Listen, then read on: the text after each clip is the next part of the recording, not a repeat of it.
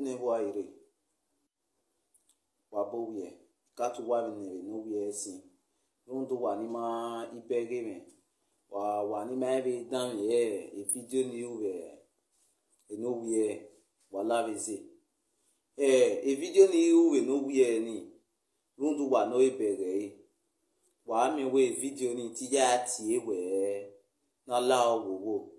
na mu eme je na mu eme be na me keke no je so kon pa ino mami ave social media presenters ni ti o ma be mi asunu na ni tabo na ma unu ya oke webo ni aje ya ni re webo bo unu ya oke webo ni aje isende regard ge etian ni rowa isobo ya o never, if I'm not mistaken, never ya tie me wo na ba me video ni we di mai mi ni ata ni ajo boya gunu me ibi e to wa ni mai ge video ni wa ya ge video ni keke ni me na we abe mi ko ni mana tie video ni mana we video ni se wa gbon e comment section o wa ni me no ba me wa tie me ave social media presenters ibi bi ani re diaspora go do ni tu wa ka bo yin mi an muda yan ni bun ogbeti yan o e ma ni mu eme gogogo yan o ni asiezo je movie and music industry ori ma ni be do no radian onyo se no ana mi yan mi ewe a celebrity na gui onyo se ni yan ja wa do lojo yan asi oto ayo yan mu mata ni yan saga ya ta wo bi na we o wa we mi no ma reke rawana we no magba aju nwere no mebe aja fi emi eri iwe video ni se wo na eyan na ebe eti talitala toto eti me kian zejo o eti me kian zejo uda mi pa mi wa believe we o si palugbo e mo koyo wa esun o si palugbo se ti mo koyo wa wa me be na we social media presenters ni mo bo wa ti emi an kire mata je yan o ni ago iyan e ma gbon eto di me ebe pa ni me wa o ni me ata what is that ni ya ma eti yin gun aye kini ma taje ya mi wa no gun ajo we ni yin ya ti e fun wa disturb e we ni yin ya ti e fun wa disturb e on a normal note orun ifa agui oge ase ba wa do loyo e video ni you ibe yita we ebe ni ese je for example eme ro ne Ebony oba su you ni me ma due to ibe la page or where what affect one affect all if you like page imien we na have picture so no mu a picture like 10 years back 15 years back no mu that time mama was so young then o no what am we again ni obi ere ya iri agbon wa mu ta lo lele kian e no ma serve mi a social media presenters wa mu gogogo wa emi o anu gun ayo ni ara o anu iyo ni gwale deve men na ja kun me wa do amu ifaya ton wa do asaga o wa gbe ne bu wa ye gbe nda e bo ya ti wa e bo ya agugun ave de ninu ti teke wa gbe ne bu wa ye gbe o ko me iko edo ri waje a na we do pa no me we ma ni bu wa ro we na ni wa re ni wa gwa lo oge ni awa yo we cover up enoge we there on emi kere enoge mi e social media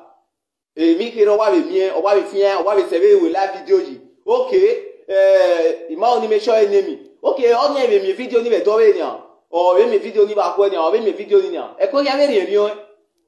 e zo je ja de ba zo wa jo furi aro o wa ma mi emi wa ro ye gbugbo wa ni social media presenters wa ro ye gbugbo be ni wa ka o eji why ya onu wa ja be celebrity ya fun e follow asuwa why ya we ni saga ne why do agwale celebrities nu wa ri won jo so that the follow asuwa do le gbe ati gbe mu no de live video ni me wa una ni ja te mata na me bu wa ni te tu o me wa ni te e tu wa me yo bo wa u me yo bo pa nu wa u me is e so se dia mu ikugu me e so se dia we birthday wishes na me we birthday shout out we advert na je marriage na Liberia na de run do ni wa gu wa ri tu o me wa ri be tu me wa be mu na go me because ekele mata wa je o ma no te mata Oru won pa no temata mostly amana gba be va emi logo egbe o emi no ton egbe emi logo egbe Edo star girl Ebony Obasui emi ta be live video we wa ya watch e no ma ege ja watch e emi ni ta ina we be ni eje o gele play a character o we Mercy Johnson fo o gele we o gele wa me watch video pa he we video ni watch e were ni te wo gie o yi play character Mercy Johnson fo we are the video ni we mana gie when we ma to well serious is yan ni remonsuari e video ni we are ge o gie ari we Ebony Obasui your ate o ye Mercy Johnson fo with the character she can still play the character of Destiny Etiku so e mana ya me go with international Hollywood any year me go with so if need to other way go and maybe only that kind of talented actress o ma keke na we yen aba boyon rebe only way now she is suspended in further notice e retire say we no be call ni me no like my phone since they are gbesin any kiri ave social media presenters only no get followers or yen wa only ye saga imune robe wa ya yen 150 followers no etimetin ya we ni make sure eniyan if you to mostly by celebrities if you to the celebrities where am egbo wa gbo to no da have social media presenters now no wa swin wa la den yen bu wa ya wa we drama la den yen bu wa ya yen na o ka be jo ma make name we mi asunu o wa di me because if you to na ni anu wa to ya mu gbo to social media now why you ni aje wo be because they do go other states other countries that we ni aja agin ave wo be ni ajo so you say ona di me eti ame igo ni ari egun me e to na me yobono je me o to na me yobono je me but a celebrity normal life a celebrity must to have fans kedo music industry o kedo movie industry ale mi pa ni meta we ona fancy me I love all of them because a character no na play on me that way wa maybe no the talented here also say no na di me ba be social media presenters so ni ma ni gbian bi amu celebrities igbo to okay we gbe mi wa ya je ke pishin aya u ni abi social media okay o je wo be do we ni ada onu we na ja ge we na we ma ni bi e do ba kan or social media platform e wo be ya fe ro ya ila de na we video ado aje we we ni me u e video ni me u ma ugbe e party ne ma bo ni ugbo e comment section me na gbo we ni bere wa get me agbo we ni abere ona gele ai ti wrong ba ni iya be judge e comment le do aba iba ni we le do aro bi ebe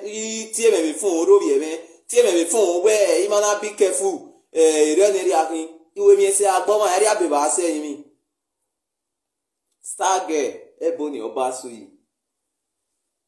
he like page you know the laugh now my brother you know the matter is that ti me be want e if you no sunu ba ze we o se ti be do sunu ba zo ho ti me be want e ti ma ni bu be le ro ni be ye want e we no gi me na we mo o bi we ma na rebo na ve de na o ti be rebo na ve de na ko e so ri o keke me we ja consider wa ni na be social media presenters wa be reason e we wa be no emo if you wa na ko emo bo are we bo be na iya e ti do are e do na ve de na ko e emi no sun we do na o ti be do sun be kun wa ko e we aguyo e ba ni usaloboa ki wo ba ni ka o ya fe ki na no e wa ni social media presenters ni wa ti me bo bi e na e me kana o we ja u ne gbere aya bo yen ne do uko no zo obo ko kian o we o sa we se o wi wi yan gbe a ma gbe o ke mi amewe ki na bo yin o ki o ma na wa bi bo ri gbo ma no ni o we ga ni we do o we ja u ne gbere o ke agbiwe o ke na ogwe avie o ya da me ete o je beta lo ni aga ata lo video so ni u ita lo ni wa bugbe na reason na me gun ata lo ni lunda audio ma nwa bo kan kere be nwa Silence is the best thing to give a fool. But if what is in a way, even a lad don't correct a video need you will no be buy course will not have a phone. Or may say 3 hours in an hour video ni why I click it so may say 3 hours. A for being a fair no what in your betting. With now near ni me worry. So those people damage your body ni me. Yeah, beg. And I went to go west no team now. We may you born Jimmy. So I may not be like a Facebook where you may not beg where we're on your rat. If I had to like a more team more revenue, if I will video ya go in team maybe say, but I don't buy one fool. If I will like it, I will just so many TV ya so say, maybe TV ya go say, why will ya go? No way. We don't wear a bomb you born with Jenny me. Equal mugu. Italo ran we ya talo since ma o di reply runda o we na do me no matter o say ma na o di reply since o ma ba ma te phone me e so we 5,000 naira ari me ni ja awo e video ni u aga gele rigo ni me dan e ba ni bona to but to salobua o we ni eti e bo o we o salobua be we ni la den live video we do we amarigo me no. Only papa no na adame legbe dating agele wa ti me we ja we video ni na rigo no e ba ni na adame as far as one man papa tie me we ja we video ni o ma le dame one day ja is a video so ni no gi ra o ya is a ge we the boy come go carry ashawo the boy they come go give am 7,000 the boy they come go do this one igba gie e ma ta na kini ma ta je we o sa ti ma o. So our social media presenters, while our wa asio boy ma be celebrities, why we amu yan boto ni hon. Why amu yan boto. Wa ge nwine gbu wa mu wa mi ni yan ma na mi celebrities itaji. Iyan wa ro ye gbe yan for no reason. Wa mi on message to nenemi. O ta wa be say why mi no ba message to nenemi. Message to Saudio Imatitikwa, message to Nauna Emmanuel. Iyan wa aro ye gbe for no reason. But iyan wa mi celebrity na ojele iyan wa me misunderstanding. Iyan wa re gbayo. Iyan wa do ame corporation, ona wa sere o wa sere no na. Ona wa sere o wa sere no na. Wala wo wa be ni social media presenters ni enegbe wa beji raw 100%. Ni enegbe bo ni simi oseredo gboe o sa egwe o kwa bo onu wo bai o sa egwe kwa ave gwe oni eru ni nane ave ni wa enegbe yan bo ni simi oseredo de mi pa no ari boy ne kan dinu de yi omo adinu de nu e benu wa ya simi oseredo wa ni enegbe bo tu wa le mi no simi oserenu wa omo waza omo we o omo rawu wa emi mi wa to se no mo kawo emi nu wa alegate ya mi teyin ubu ki ami wale o se kaso ki ami wale kate mani ti wa ni we mu wa ni re edowedian wa e fi go we erun da me do ene e video so ni me a we so awati me o wa to le gbe dan me gbe video ni iku na te mu go e ofo advert na te we nu awu ofo hi eri waje all of God wish me they very o wa no me ma show me aji ku edo wa worry wa mu me an fat jo ime eto mutemu ne dem matter ni meta aye worun won pa won fo nobody is perfect but wa ni bi edo wa na be mi ke ni me na be ladian for example if ani ma dey just say ra me ni tani e ma no wa yen me bo no me no ba me bo ti me we happiness e mi ni wa ta social media ban edo le gbe ta iwe de no hiwo wa tebe ni ya ta ni edo le gbe tebe ni igba to we sesese memere ni awa eso sale tala to lo ta yan ta le tala to do yan te kan owo mo nu wa bo kun won wa dira bi je o ta me gbe no di mani be nwa de mani be ka ni ro to tu wa I ma na be do nwa ba igbe karata na eri ma do se o do worst igbera wa na o se no na di me wa ni nwa wa la o wa nwa ni mani be ka mi ki na be nwa wa la wo e de no ma egbo ye gun se run di mo pa run di bi wa sef eso be ro ni be be ro tu me eso be ro ni be be din me eso be ro ni me be din me ya no di maya me guta wala wo wale social media presenters ni wati me bo we na wa we se wa kada so it do clarify where ima weru anybody do wa iwi kunu wa mugu me ave advert we ya nu wa te we me ni awe wa wu wa ri mu me wa ri mu ikugu me run di imu ni ke me mataje igun ajo wa we se o nu wa ebe usinzen wa kada ima gbu wa je se nu wa ebe gbe me yo de mata ni mu di ayi wa kada we nu wa e wi afefe no nu wa ebe bu wa nu wa aja we se no ma ne se je nu wa aja we se ni no gbo ma je se o sa ju wa we se no gbo ma je se wa we se nu wa e wi afefe eri wa o ni do ta se nu wa la wo ma me ko pa imana uwe na ma kinkin ma be ni mi sunu da Ebony oba su ye derio won pa wala dia be eyan edo movie industry wala dia we baba la o baba la o do awa gbe bai o awa ti ewe no do gemi no wu be ni aya wa gba be meeting derio ekene love igeleje ekene mana to ta ku ko ma be ni ma wa gba meeting derio baba la o baba o la o baba la o baba obi mano e mata ni suspension do lare suspension lare ekene love igeleje ekene awe mo ma geleje beni ya tete be dion ya fe no total video ni interior na ya suspended o manu wa ya gba o wa ko agba mo gba bo